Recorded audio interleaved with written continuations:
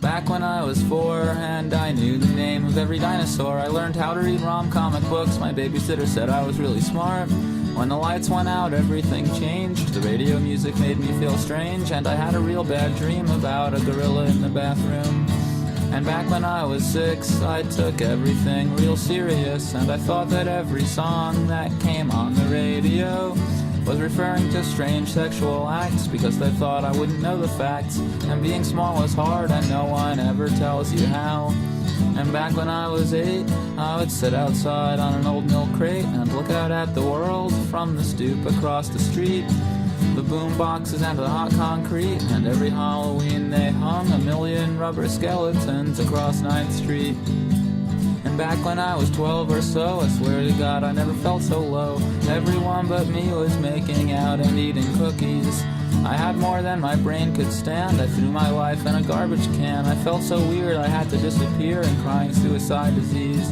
And at 15 getting stoned felt good, and it sent me back to childhood. Had nothing ever mattered to me more than that.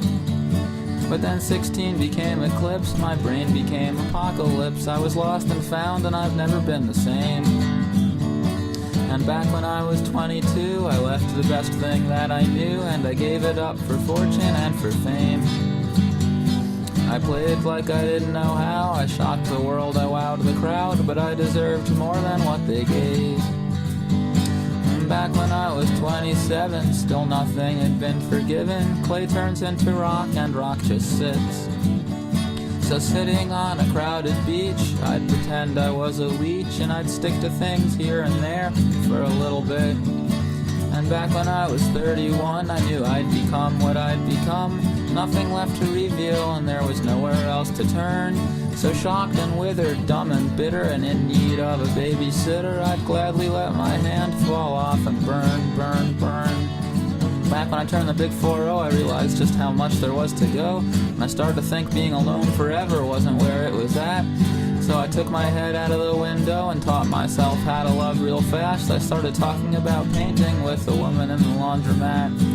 And back when I was 50 and my first wife had just left me, I felt okay, and I sang my daughter funny little songs. And just when I thought the best was past, I fell in love for real at last, and it didn't even matter that it had taken me so long. And back when I was 63, the public rediscovered me. My comic books and albums had all become rare cult collector items, and both my parents were deceased, so I didn't see my records get re-released. And I got a dog for the first time in my life. And back when I was 74, my dog died and I got 2 more. I still felt really good about my daughter and also about my girlfriend, and I would sing and draw a little bit, but mostly I would just wake up early and sit and hang out with the puppies and wish that I could live forever. And back when I was 87 and my grandson had just turned 11, my woman was dead and my dogs were getting pretty old.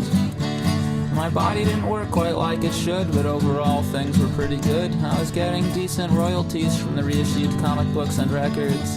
And back when I was 106, my only friend was one goldfish. Everyone I ever knew was dead and gone. And the goldfish never had a name, and the neighbors thought I was insane. And I flushed it down the toilet when I saw it floating upside down. And back when I was 128, I'd sit outside on an old milk crate and look out at the world from the stoop across the street. The boom boxes and the hot concrete, and every Halloween they hung a million rubber skeletons across 9th Street. Every Halloween they hung a million rubber skeletons. Every Halloween they hung a million rubber skeletons. Every Halloween they hung a million rubber skeletons.